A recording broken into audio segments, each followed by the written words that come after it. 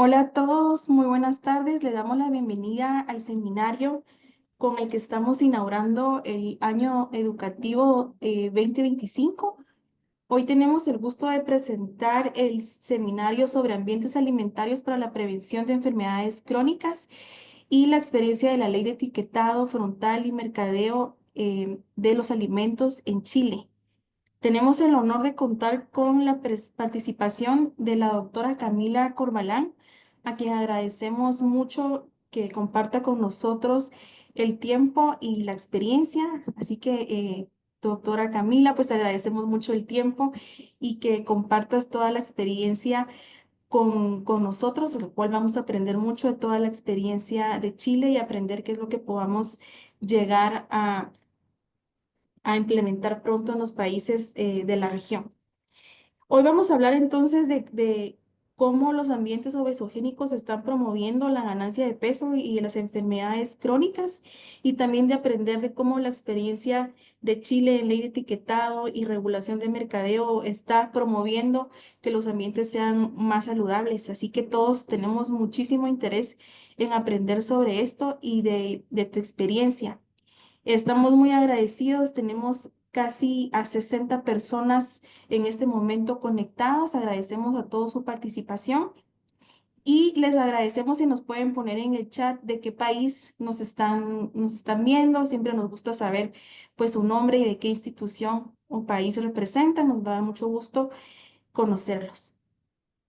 Como sabemos que la mayoría de personas que atienden a estos seminarios, que los hacemos en conjunto con el INCAP, con la Universidad de Drexel, dentro del marco de un proyecto que tenemos sobre fortalecimiento de capacidades para la investigación, siempre nos gusta conocer más del investigador o investigadora y saber qué la ha llevado a este camino. Así que, Camila, quisiéramos si nos puedes compartir un poquito qué te motivó a ti a especializarte, a estudiar un posgrado fuera y iniciar tu carrera de investigación, ya que seguramente va a ser de mucha inspiración para todas las personas que están queriendo participar y aumentar sus habilidades de investigación. Sí, bueno, gracias Mónica. Primero agradecer la invitación, es un placer partir el año compartiendo con todas, con todos el trabajo que estamos haciendo en Chile, pero también aprender de lo que se está haciendo en Centroamérica, de lo que están ustedes también empujando, así que muy contenta de estar aquí.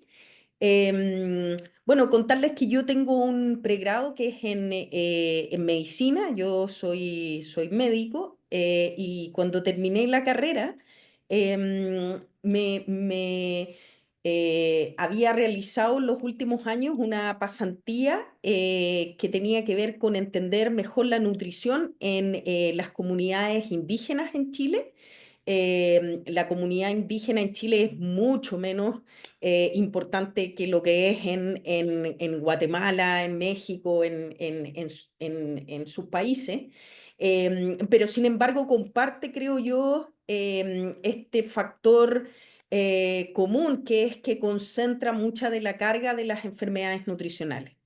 Y a partir de esa experiencia me di cuenta que las herramientas que había adquirido en la universidad lograban poco. En realidad, en esos lugares, todo lo que yo sabía, la atención, lo que hacía en el box, em, pucha, tenía un efecto, pero era muy pequeño. Y tuve la oportunidad de conocer un profesor que me mostró que la salud poblacional entregaba herramientas que permitían llegar a una mayor cantidad de la población y especialmente a la población más vulnerable. En Chile tenemos un sistema público que es muy fuerte y que permite efectivamente trabajar con las poblaciones más vulnerables. Y eso me abrió los ojos, me cambió las perspectivas, me decidió a estudiar un magíster en salud pública, en primer lugar, en la Universidad de Chile.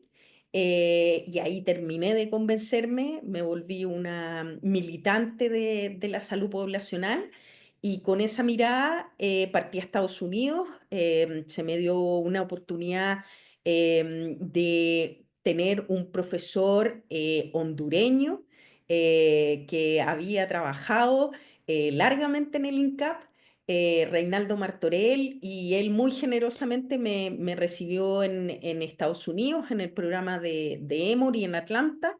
Y bueno, y ahí estuve y aprendí un montón de cosas y trabajé con datos de Chile, que incluso son como el comienzo de lo que voy a estar mostrando hoy día. Gracias por compartir esa experiencia que te llevó a dedicarte a la nutrición y salud poblacional. Creo que nos entusiasma a todos este camino que has recorrido y también pues da herramientas a todos los estudiantes que están conectados de cuáles son los pasos que pueden seguir. Tenemos casi cerca de 100 personas conectadas y saludamos a gente de Guatemala, El Salvador, Nicaragua, Costa Rica, Panamá, Perú y Brasil. Así que tenemos una gran audiencia, todos con muchas ganas de escucharte y aprender de ti. Vamos a estar compartiendo en el chat también para que sigan conociendo de la doctora Camila Corbalán su CV y van a poder ver con mayor detalle todo lo que nos ha contado. Y mientras compartimos esto en el chat, Camila, te invitamos a compartir tu presentación y que puedas iniciar. Muchas gracias. Perfecto, muchas gracias. A ver, ¿me cuentan si la pueden ver? La estamos viendo. Perfecto. Gracias. Bueno, bueno, volver a repetir los agradecimientos de la oportunidad de poder estar aquí hoy día con ustedes y contarles un poco de la experiencia que hemos tenido en Chile en tanto la implementación de una política de promoción de ambientes alimentarios más saludables y también de la investigación y los desafíos que ha significado el diseño y la evaluación de esta política. Partir recordando que hoy día existen pocos factores de riesgo que sean tan relevantes en términos de carga de enfermedad como lo es la nutrición. De acuerdo a los últimos datos que tenemos, tanto en hombres como en mujeres, la carga asociada a los factores nutricionales como la mala alimentación o el índice de masa corporal elevado dan cuenta de casi un cuarto de las muertes y también de los DALIs a nivel global, lo que significa que la relevancia que debieran tener los factores nutricionales en la prevención de enfermedades y en particular de enfermedades crónicas debiera ser de las máximas. ¿Qué es lo que ocurre en términos de carga de enfermedad? Es que hoy día sabemos que casi un 40% de los adultos tiene exceso de peso. Esa distribución es desigual, se ve aquí en este mapa, pero en nuestra región es particularmente importante sin que existan en realidad países en los cuales podamos decir que la prevalencia es baja. Así que en nuestra región sigue siendo un problema de alta preocupación. Simultáneamente, persisten problemas que están asociados con una mala alimentación en relación a la calidad. Este mapa muestra que hoy día persiste la baja talla en los niños. 1 de cada 5 niños a través del globo presenta problemas de baja talla. Nuevamente, nuestra región no escapa a esta realidad y algunos países concentran particularmente esa carga. Lamentablemente Centroamérica es una de las regiones en las cuales seguimos viendo una prevalencia sumamente alta. Y esto ha llevado a que hoy día en los ámbitos nutricionales acuñamos el término de doble carga. Eso significa que los países se enfrentan hoy a problemas de mala alimentación que se reflejan tanto en baja talla como problemas de exceso de peso. Las últimas series del Lancet muestran que este problema es particularmente relevante en países de medianos y bajos ingresos, en los cuales está rápidamente incrementando la obesidad sin que se hayan resuelto los problemas relacionados con el bajo peso y la baja talla. Lo que hay detrás de esta evolución de los indicadores nutricionales es la alimentación que tiene la población.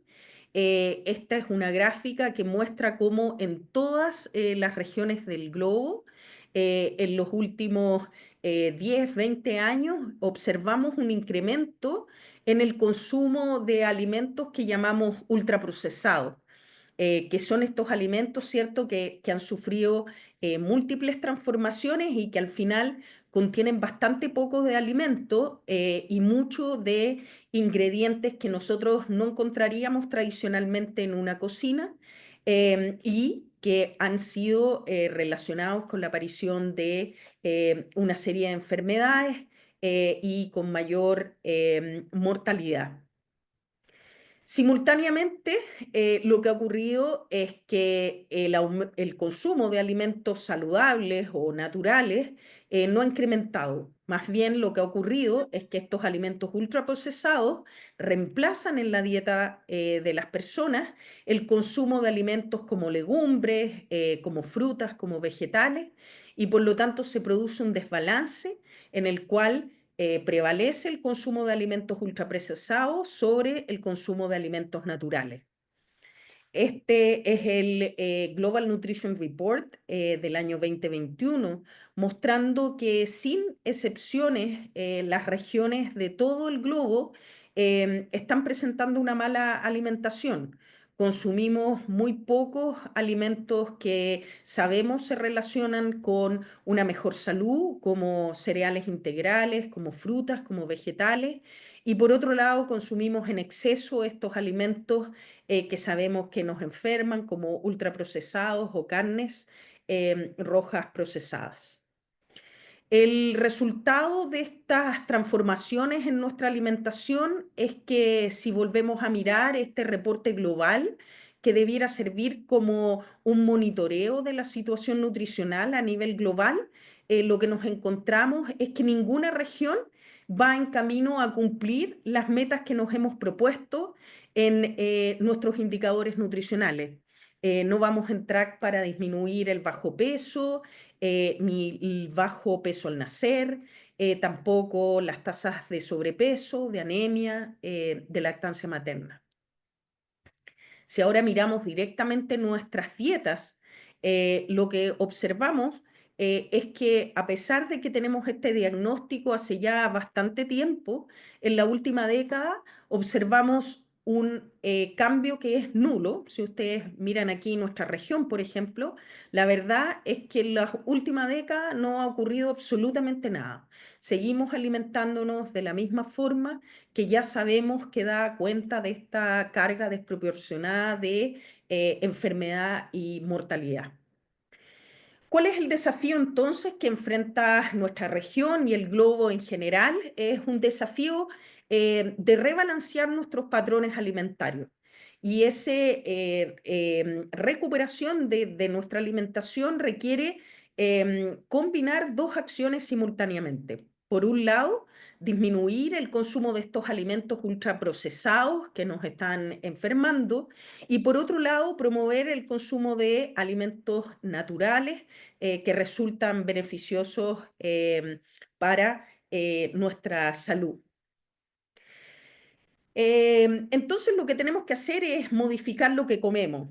Y cuando yo en general explico esto, existe una idea general de que esto debiera ser relativamente fácil, ¿cierto? Si yo voy a mi consulta, si me encuentro con familiares, amigos que me preguntan si hay que tomar más agua, si hay que comer más alimentos con omega 3, si tenemos que comer más frutas, verduras, pareciera que bastaría con la recomendación que yo les doy para que efectivamente ocurrieran esos cambios. Pero lo cierto es que la evidencia muestra que la conducta de alimentación es una de las conductas más complejas que tiene el ser humano.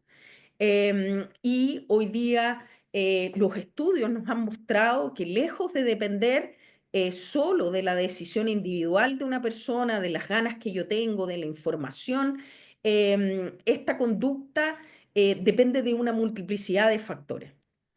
En primer lugar, depende de lo que está ocurriendo en mi entorno más cercano, en mi familia, ¿cierto? Si se trata de un niño, va a depender de los hábitos que hayan en esa familia, de los alimentos que le gusta al papá, a la mamá, de quién tiene la capacidad de cocinar alimentos en ese espacio, del tiempo que le dedicamos a la alimentación, etcétera. Pero además, el alimento que llega a las casas depende también de los alimentos que llegan, por ejemplo, a la región donde yo vivo, a qué precio llegan y cuán fácil o difícil es que yo pueda acceder a esos alimentos, porque, por ejemplo, ocurre que hay un camión que distribuye esos alimentos una vez a la semana y no están disponibles todo el tiempo. A su vez, la disponibilidad en esos espacios más cercanos depende de factores externos del ambiente que tienen que ver con las definiciones que han hecho, por ejemplo, los países en relación a la forma de mercadeo de los alimentos, la forma de expendio de los alimentos, la información que entregamos de las regulaciones que le ponemos a los alimentos, por ejemplo, envasados. Y eso finalmente tiene mucho que ver con las políticas de producción que tengamos, agrícolas, en términos de producción de pescados, de algas, de distribución y procesamiento de los alimentos. Y entonces hablamos que existe un sistema alimentario que es el que finalmente está determinando el acceso que tenemos a los alimentos y a su consumo. Yo les contaba que ha pasado bastante tiempo desde que estamos tratando de modificar las conductas de las personas. Inicialmente, mucha actividad desde los ambientes más clínicos, desde los consultorios, desde los hospitales, tratando de entregarle a la comunidad información para que modifiquen sus hábitos. Lamentablemente, muy bajos resultados. Hoy día sabemos que las intervenciones conductuales en programas preventivos, por ejemplo, de obesidad infantil, tienen un efecto muy pequeño que muchas veces se cruza con la nulidad.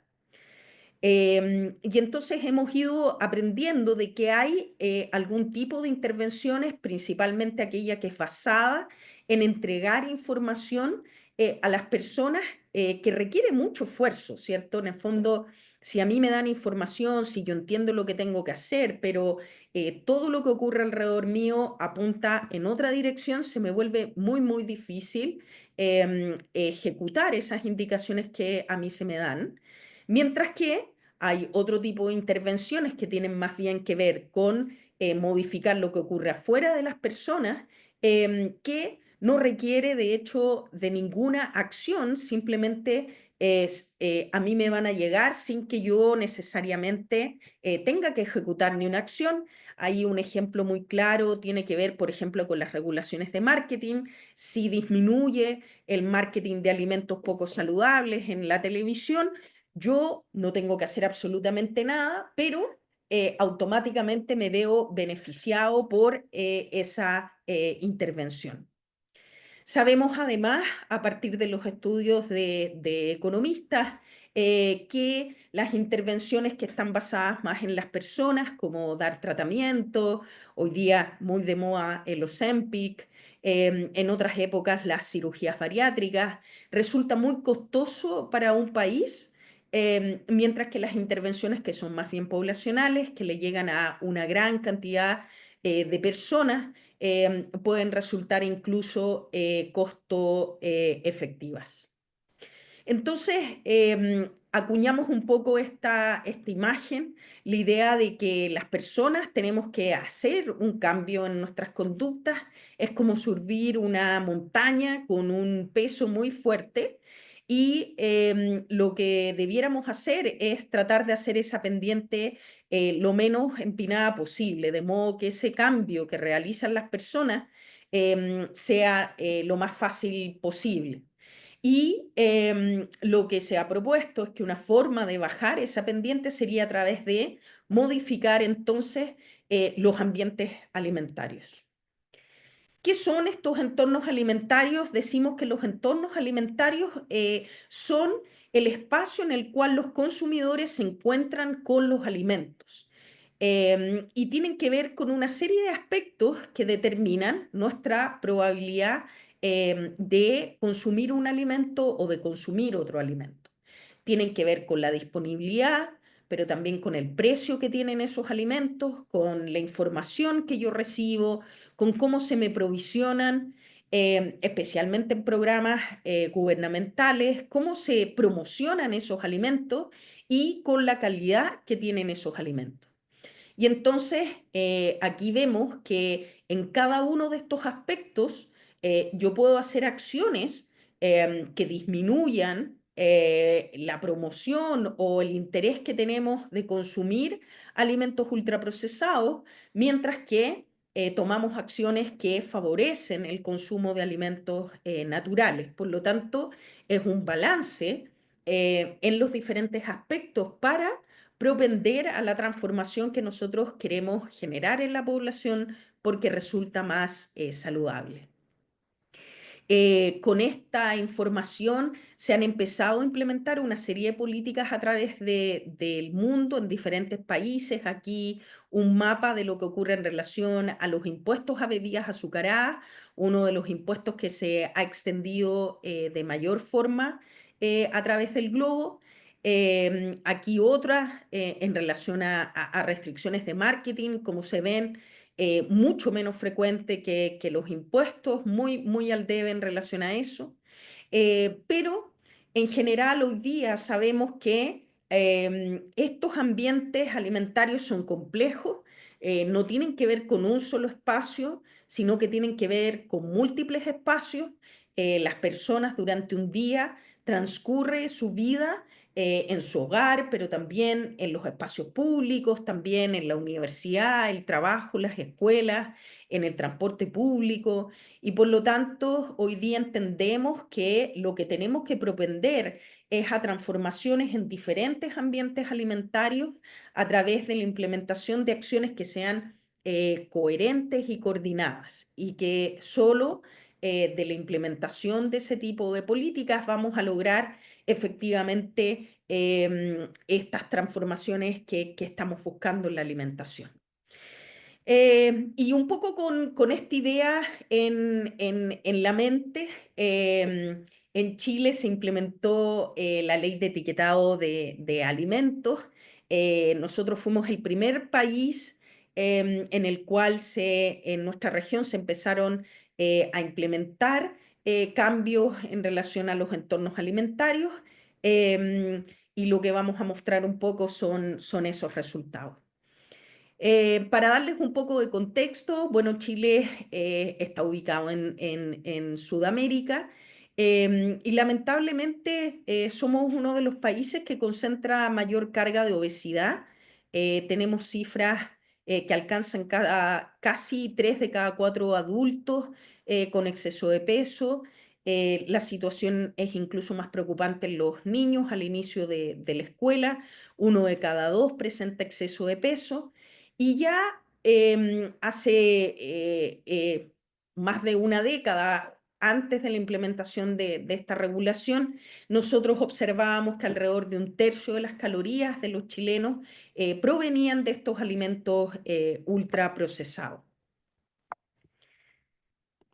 Entonces, el gobierno chileno decide que tenemos que avanzar en las políticas que se han implementado hasta el momento, que tenían que ver básicamente con acciones a nivel individual, a una ley que efectivamente promueva transformaciones en el entorno y que lo haga en forma coordinada, combinando intervenciones.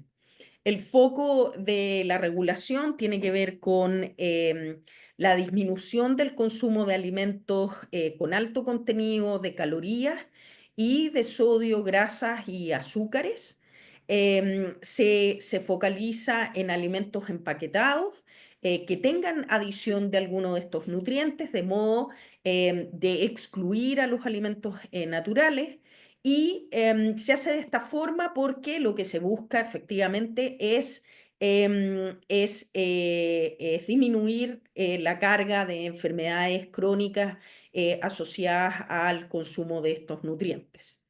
Las acciones que se privilegian en el caso de la ley de etiquetado de Chile tienen que ver con mejorar la información a través de la incorporación de un sello de advertencia, regulaciones de marketing dirigidas a niños y restricciones en el entorno escolar, porque la ley pretende proteger particularmente a niños y niñas. Entonces, muy brevemente, probablemente ustedes conocen muy bien esta información, pero para recordarlo, hasta el momento en que se implementa la ley de etiquetado de Chile, no existían iniciativas en que en forma nacional se hubiesen implementado sellos que advertían al consumidor de los niveles inadecuados de ciertos nutrientes y los llamaban entonces a restringir el consumo de esos alimentos. Hasta ese momento lo que hacíamos principalmente con el etiquetado era proveer información y en algunos casos recomendar el consumo de ciertos alimentos.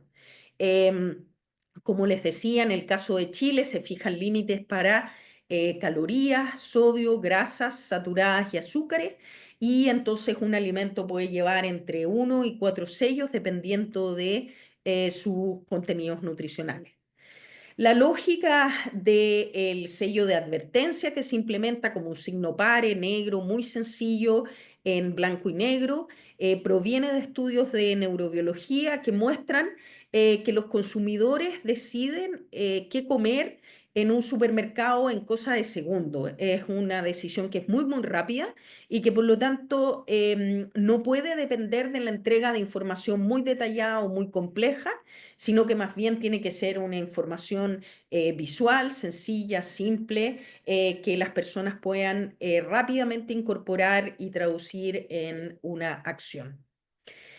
Simultáneamente, nuestra ley indica que van a haber restricciones de marketing de los alimentos poco saludables a niños. En la legislación chilena, los niños se definen como aquellos menores de 14 años y es la legislación más global que existe hasta el momento, porque incorpora no solo restricciones de exposición en televisión, en radio, en cine, en empaque, sino que también restricciones que tienen que ver con el poder del marketing, y entonces se restringe el uso de estrategias como concursos, entregas de figuritas, promociones, videojuegos, etcétera. Aquí les muestro un poco los cambios que hay en los empaques de los alimentos. Algunos productos icónicos como los M&M, como el Tigre Tony, pero también ocurren cosas como que en Chile hoy día no existe el Kinder Sorpresa porque es un alimento que habría tenido sello y entregó un regalo, por lo tanto está regulado. Pero también modificaciones, por ejemplo, en la cajita feliz de McDonald's, que reemplaza algunos de sus productos para cumplir con los aportes determinados en la regulación y de esa forma poder seguir entregando sus regalitos. Finalmente, como les decía, la ley tiene un foco particular en niños y niñas, entonces se aplican restricciones en el entorno escolar. Las restricciones incluyen la prohibición de venta, de entrega, de promoción de alimentos poco saludables. Eso significa modificaciones importantes en el programa de alimentación escolar, en los kioscos y también en las ventas en general en el entorno escolar. Entonces, así se ve un poco un supermercado en Chile. Hay sectores del supermercado en que tenemos productos con muchos sellos, otros sectores en que ni un producto tiene sello y otros en que tenemos una mezcla de productos con y sin sellos. Lo que nuestro equipo en el INTA ha estado haciendo durante todo este periodo es realizar una evaluación de cómo esta ley ha impactado los entornos alimentarios y también las conductas de los niños y adultos. No podemos hacer un RCT como uno hubiera querido porque no tenemos grupo control, tampoco tenemos una implementación en serie, sino que solo podemos hacer un antes-después, pero tenemos una implementación que es en fases, en la cual se va poniendo secuencialmente más estricta la regulación. Eso nos permite de alguna forma ir viendo si los efectos son van siguiendo en el fondo la implementación de los límites más estrictos. Podemos pensar que existe entonces una relación y atribuírselo, aun cuando les digo, no podemos tener un RCT y por lo tanto hemos tenido que hacer uso de diferentes herramientas para ir complementando la evaluación que realizamos. Aún más, al igual que a todos, el proceso de implementación en la última fase fue coincidente con el COVID, y eso significa que tenemos problemas para poder mantener nuestra evaluación hasta las últimas fases, por lo que los resultados que ustedes van a ver en realidad corresponden a la segunda fase de implementación, lo que significa que si algo son más conservadores y probablemente los efectos sean de mayor magnitud. Como les decía, hemos utilizado técnicas como de evaluación de intervenciones complejas, nos hemos guiado con teorías de cambio y hemos tratado entonces de cuantificar si cada una de las etapas de esta teoría de cambio se cumplen y por lo tanto podemos atribuir indirectamente los efectos a la intervención de esta política. Aquí les estoy mostrando la teoría de cambio que existe en relación a la implementación de una política de etiquetado en el caso de los consumidores. Entonces, lo que vemos es que en la implementación final de esta ley, en Chile hoy en día existe alrededor de la mitad de la oferta de alimentos empaquetados que lleva algún tipo de sello. Es más o menos igual la frecuencia de alimentos con uno, dos y tres sellos, siendo muy infrecuente la presencia de cuatro sellos. El sello más frecuente de encontrar es el de alto en calorías, seguido por una proporción similar de productos que llevan el sello alto en azúcares, en sodio, en grasas saturadas.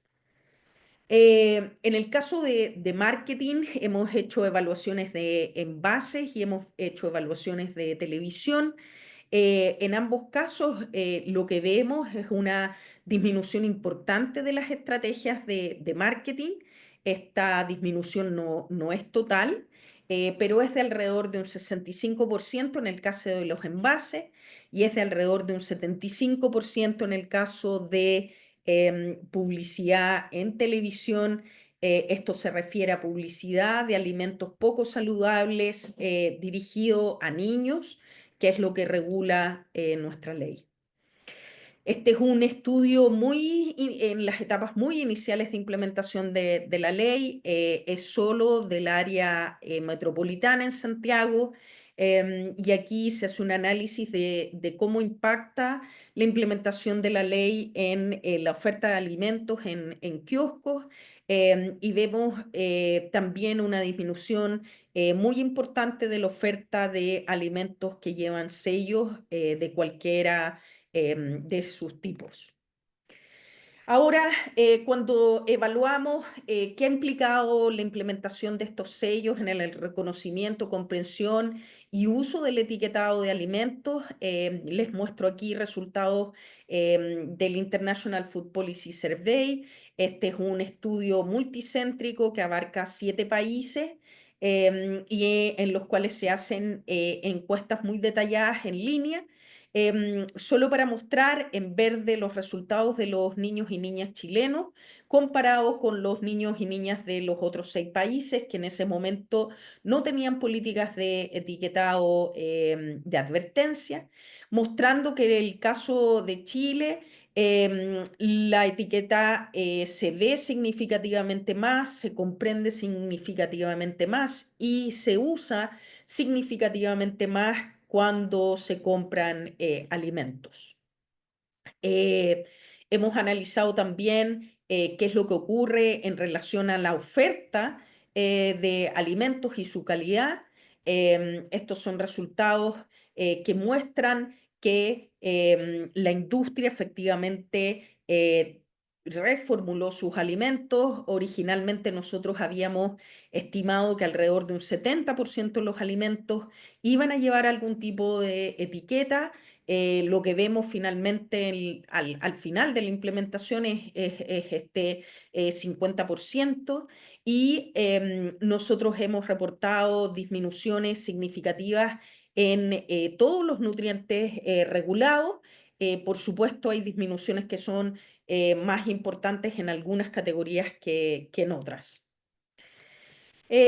Cuando evaluamos cómo esto ha impactado a las personas, lo que hacemos es vincular entonces estos cambios en el ambiente con resultados a nivel de personas. Aquí análisis en relación a exposición a marketing de alimentos poco saludables en televisión, en niños y niñas. Lo que vemos es que existe alrededor de un 73% de disminución en la presencia de marketing de alimentos regulados y en el caso particular de la presencia de esos avisos en programas dirigidos a niños, vemos que la disminución alcanza casi un 90%. No es total, recordemos, debería ser 100%, pero podemos discutir después. La implementación de las regulaciones de marketing siempre tiene dificultades en términos de las definiciones y de sus resultados. Entonces, hemos evaluado también cómo esto se refleja en cambios en la compra de alimentos y bebestibles. Y lo que hemos observado es que en todos los nutrientes regulados existe una disminución en la compra de alimentos y bebestibles. Esta disminución es parcialmente compensada por un alza en la compra de alimentos no regulados, pero el efecto neto es de disminución en todos los nutrientes y en energía. Cuando hemos mirado algunos alimentos en particular, el efecto observado en el caso de bebidas azucaradas es particularmente relevante. Vemos disminuciones que son del orden de un 24%, que es bastante comparado con otras intervenciones a nivel poblacional que podemos implementar para disminuir el consumo de bebidas azucaradas. Finalmente, uno quiere que estas disminuciones en compras se reflejen en cambios de alimentación. En Chile, lamentablemente, no tenemos recolección de información dietaria nacional en forma rutinaria. Así es que los análisis que hemos hecho tenemos que hacerlo en estudios que tiene nuestro equipo longitudinales, en que hemos seguido niños y niñas de diferentes edades durante el periodo previo a la ley, durante la ley y después de la implementación de la ley. Y esos análisis nos han mostrado que existen disminuciones en el consumo de todos los nutrientes regulados. Disminuye la energía, eso significa proveniente de los alimentos regulados y también las grasas, el sodio y las azúcares, pero los resultados de sodio no alcanzan significancia estadística. Cuando miramos particularmente lo que ocurre en escuelas, este es un trabajo de de la Gaby Fretes en Taft, vemos que las disminuciones son particularmente relevantes en ese espacio, probablemente por los cambios implementados en el programa de alimentación escolar.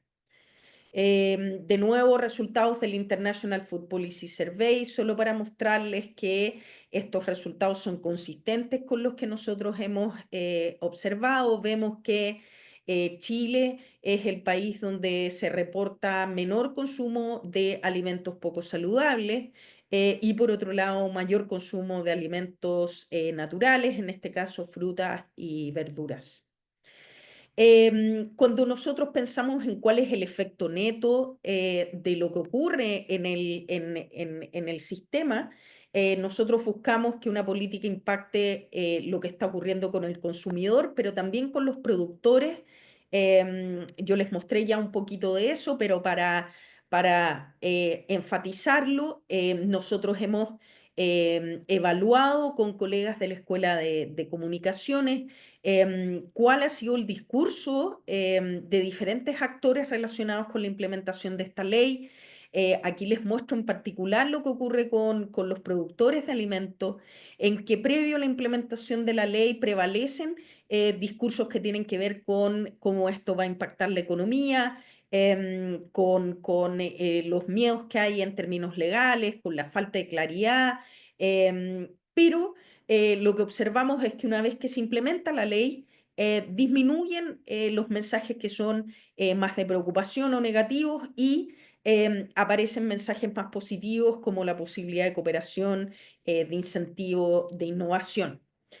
Ya les mostré, efectivamente, los productores son capaces de modificar el contenido nutrimental de los alimentos, tanto en sodio, grasas y azúcares. Vemos menos cambio en el caso de energía. Aquí no se ve tan claro, pero estamos analizando si el cambio en el contenido de nutrientes se refleja en un cambio del precio de los alimentos reformulados. La evidencia sugería que hay un aumento del precio de esos alimentos. En el caso de Chile, nuestros análisis realizados por Guillermo Paraje muestran que no hubo una transferencia de mayor costo a los consumidores en el caso de los alimentos reformulados. Y finalmente, también Guillermo Paraje ha analizado si esto ha tenido un impacto en la economía. Esto, como les decía, era una de las principales preocupaciones presentadas por la industria de alimentos. Utilizando datos de impuestos internos en Chile, Guillermo muestra que no hay un efecto agregado en el empleo, ni en los salarios, ni en las ganancias del sector alimentario. En los últimos años hemos tratado también de evaluar qué ha significado esto como en términos más de percepciones de los alimentos y nuestros estudios focales, cualitativos, muestran que la ley ha tenido un impacto muy positivo en la percepción que tienen las personas hoy de lo que es un alimento saludable y de lo que es un alimento poco saludable. Simultáneamente hemos visto que estos mensajes se incorporan en nuestras guías alimentarias. Hoy día es muy sencillo decirle a las personas que disminuyan el consumo de alimentos con sello. Es un mensaje directo, simple, fácil de implementar desde la perspectiva comunicacional. Y por otro lado, aclarar que lo que nosotros queremos promover es el consumo de alimentos naturales. Para ir cerrando esta presentación y dar algunos minutos para preguntas y consultas, me quiero referir a algunos de los desafíos que tenemos actualmente en relación a esta regulación. El primero de ellos tiene que ver con justamente este proceso de reformulación que yo les mencionaba. Aquí les muestro un análisis de una estudiante postdoctoral de nuestro equipo, Camila Sancheta, que muestra que durante la implementación de la regulación ha habido un aumento progresivo del uso de edulcorantes no calóricos. Ustedes saben que hay países de la región que implementaron posteriormente regulaciones de etiquetado que han incorporado mensajes del tipo contiene edulcorantes, no recomendable en niños. Actualmente Chile se encuentra en un proceso de consulta para la implementación de un mensaje de este tipo. Adicionalmente, este es trabajo de una colega de la Escuela de Comunicaciones, Fernanda Mediano. Ella ha mostrado por ejemplo, que en el caso de bebidas azucaradas, la disminución que vemos en la presencia de estrategias de promoción de alimentos poco saludables se ha trasladado casi en una magnitud igual a la promoción de alimentos sin sello. Lo que significa que en términos netos, si bien ha disminuido la exposición a marketing de alimentos poco saludables, los niños siguen expuestos a gran cantidad de marketing, que en este caso es de otros productos que no llevan sello. Les muestro acá también un análisis reciente que tenemos mostrando que estos alimentos que tienen alto contenido de azúcares, grasas, sodio, representan solo un porcentaje del total de los alimentos que nosotros llamaríamos ultraprocesados, son alrededor de un 65% de los alimentos. Con la regulación entonces nosotros vemos una disminución del consumo de alimentos ultraprocesados, pero también vemos que aumenta el consumo de alimentos ultraprocesados que no llevan etiqueta, lo que redunda en que el efecto neto en el consumo de ultraprocesados es pequeño, no es de gran magnitud y por lo tanto tenemos que pensar en otras estrategias que lleguen a un mayor porcentaje de estos alimentos. Finalmente, volviendo a nuestros estudios focales, a nuestros estudios cualitativos con madres de niños de diferentes niveles socioeconómicos, nos encontramos que las madres, si bien hoy día comprenden de mejor manera qué es un alimento saludable y qué es un alimento poco saludable, se encuentran con barreras que tienen que ver con el acceso físico y con el acceso económico. Y eso nos devuelve a esta idea de que lo que necesitamos es rebalancear la alimentación, particularmente esto implica que en grupos vulnerables debemos pensar en estrategias que permitan acercar también los alimentos naturales. En Chile hoy día hay iniciativas como un testeo de un subsidio a frutas y verduras, un programa de compras locales, a través de las escuelas, similar a lo que se hace hoy en el programa escolar de Brasil. Para terminar, decir que uno de los aprendizajes también importantes que hemos tenido es que existe un actor que es muy relevante en la implementación de estas políticas, que tiene que ver con las grandes compañías de alimentos. Nosotros sabemos que pareciera que hay muchísimas marcas, pero en verdad detrás de esas marcas hay solo un puñado de compañías que concentran mucho el mercado y entonces tienen mucha relevancia. Nosotros vemos que previo a la implementación de esta ley no existe ninguna acción de parte de estas compañías en términos de reformulación o efectivamente restricciones de marketing, lo que muestra que el avanzar en políticas que sean nacionales y mandatorias es genuinamente lo que nos permite hacer transformaciones. Y hemos aprendido también que dada la concentración de poder de estas compañías, lo único que nos puede permitir efectivamente avanzar, tener una voz, sentarnos en la mesa y promover este tipo de acciones es el trabajo conjunto, colaborativo, solidario. Hemos creado una comunidad de prácticas, Colanza, que invito a todas y todos a unirse, a revisar. Ahí está su página web. Y ese es un espacio en el que se espera promover el trabajo conjunto entre académicos, pero también con la sociedad civil, con aquellos en las comunidades, para efectivamente promover acciones de mejoramiento de los entornos alimentarios. Terminar diciendo que en nuestros países, por supuesto, la superación de la pobreza, el crecimiento económico es un aspecto central. Sin embargo, no podemos olvidarnos que no existe ese crecimiento si es que no somos capaces de avanzar en nutrición para todas y todos. Muchas gracias.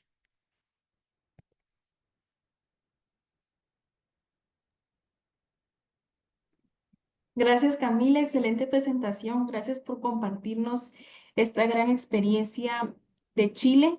Gracias porque nos diste un panorama completo, no solo en Chile, sino qué está sucediendo en la región, al mostrarnos esta gran oferta que hay de productos ultraprocesados y cómo esto no solo está dañando la calidad de la dieta, sino exacerbando la doble carga de la malnutrición. Gracias por hacer referencia a que no solo promueve malnutrición por exceso, sino también pudiera estar vinculado a malnutrición por deficiencia. Recordemos que estos productos pues carecen de sustancias bioactivas que tienen los alimentos naturales, también de vitaminas, minerales y otras sustancias necesarias para la salud. Tenemos algunas preguntas de las personas que nos están acompañando, entonces voy a tratar también de sintetizarlas para tratar de atender la mayoría que podamos. Nos hablaste de qué elementos incluye la ley del etiquetado en Chile y mencionaste que obviamente incluye los octágonos para productos que exceden algunos nutrientes críticos y también la restricción tanto de estrategias de mercadeo en la publicidad de ciertos productos. Algunas personas están interesadas en si esta ley también incluye medios digitales y no solamente la publicidad en medios tradicionales como radio, en televisión. Si nos puedes contar un poco de esto, ¿qué pasa con el mercadeo digital? Sí, súper buena pregunta. La verdad es que por definición nuestra regulación incluye medios digitales, pero tiene muchas dificultades en la implementación, particularmente en ese espacio. Una deriva del hecho de que nosotros regulamos publicidad dirigida a menores de 14 años. Claro. Definir qué es una publicidad para menores de 14 años es de por sí muy complejo, en el espacio digital es francamente imposible. Y la verdad es que en ese espacio lo que vemos es la utilización de una serie de técnicas que no quedan bien reguladas con la descripción que tenemos en nuestra regulación. Así es que otro de los espacios en los que hoy día el Ministerio de Salud está trabajando activamente tiene que ver justamente con definir normas más estrictas, diría yo, de regulaciones en el espacio de marketing digital. Yo diría que esa es una preocupación bastante transversal en bastantes países. Gracias. Camila, también nos comentaste que, bueno, no tienen datos de dieta a nivel nacional, pero quisiera saber si con los datos que han presentado de que se está disminuyendo la compra de ciertos productos, pudiera utilizarse como un proxy de que la calidad de la dieta pudiera estar mejorando en términos de cómo podría estar mejorando o no la diversidad y la calidad de la dieta de la población. Sí, yo mostré allí un poco los análisis que estamos haciendo en estos estudios longitudinales. El primero que tenemos es, bueno, dirigido a evaluar el consumo de alimentos regulados, en que estamos mostrando que efectivamente cae el consumo de los alimentos regulados.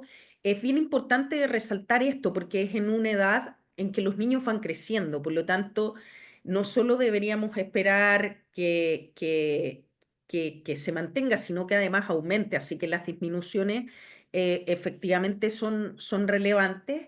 Les mostré también preliminarmente los análisis que tenemos del consumo de alimentos ultraprocesados, que muestran también disminuciones. Dije, no, no son de gran magnitud, pero son disminuciones. Y tenemos algunos análisis en relación a diversidad de la alimentación que estamos comenzando, así que no, no les puedo contar resultados. Sí, análisis de una estudiante doctoral en Australia, la Caro Venegas, que evaluó si había un impacto en dieta planetaria, y lo que vemos es que hay un efecto principalmente en azúcares, pero no así en otros alimentos, que hace un montón de sentido porque la regulación no tiene estrategias de promoción de alimentación natural. Entonces vemos que claro, hay mejoras que tienen que ver con la disminución del consumo de esto, pero no vemos el otro lado, ¿cierto? Que querríamos ver, que es el aumento del consumo de los alimentos naturales. Perfecto. Camila, también hay mucho interés en cuál fue el papel del gobierno y la sociedad civil en la aprobación de la ley en Chile. Sí, la historia de Chile es un poco, creo yo, distinta a lo que pasa en otros países, pero muy interesante porque creo que refleja igual esta idea de que tenemos que juntar fuerzas entre quienes tenemos objetivos comunes. La ley de etiquetado de Chile se promovió desde el Senado, particularmente desde la Comisión de Salud del Senado, en que existía un senador en particular, Guido Girardi, que tenía una sensibilidad particular con estos temas. El senador Girardi hizo alianzas con un profesor del INTA muy importante, Premio Nacional, Ricardo Huawi, y con una representante de la sociedad civil, Cecilia Castillo, la doctora Castillo, y los tres empujaron muy fuerte la promulgación de esta ley en el Senado. Crearon reuniones en que invitaron a expertos internacionales, realmente una estrategia de abogacía muy, muy fuerte. Y a su vez, otro efecto muy virtuoso es que esta ley llega a un Ministerio de Salud muy sensibilizado, con una dirección en el Departamento de Nutrición, con dos doctores, Tito Pizarro, Lorena Rodríguez, que permanecen durante el periodo de discusión y que apoyan mucho la implementación correcta de esta legislación. Así que la verdad es que un proceso muy apoyado por el gobierno, por el Senado, eh, por supuesto dificilísimo. Solo decir que de repente suena súper fácil, pero fueron 10 años para la implementación, así que como le debe pasar a muchos en este webinar, con muchos fracasos y con algunos éxitos, pero solo decir que parece que vale la pena ese camino. Gracias, Camila.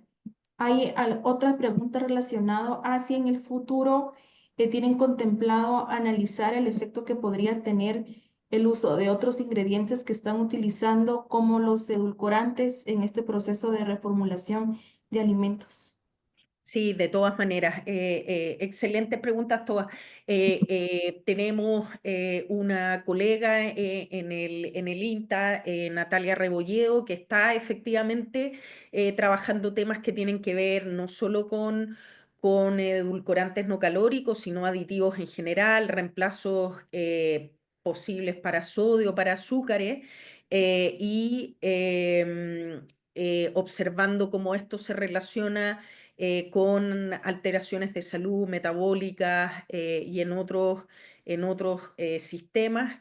Efectivamente, una de las preocupaciones hoy día actuales del Ministerio de Salud es que este reemplazo de nutrientes por aditivos no genere a su vez la aparición de otras complicaciones. Y por eso mi comentario final también de que al final lo que debiéramos promover, ¿cierto?, es la disminución del consumo de estos alimentos ultraprocesados, no solo de aquellos que tienen alto contenido de nutrientes asociados a enfermedades crónicas, sino de los alimentos ultraprocesados en general, promoviendo alimentación más natural. Perfecto. Camila, tenemos miles de comentarios en el chat agradeciéndote compartir tu experiencia. Nos están saludando de muchísimos países de Centro y Suramérica, todos con muy buenos comentarios y agradeciéndote tu tiempo.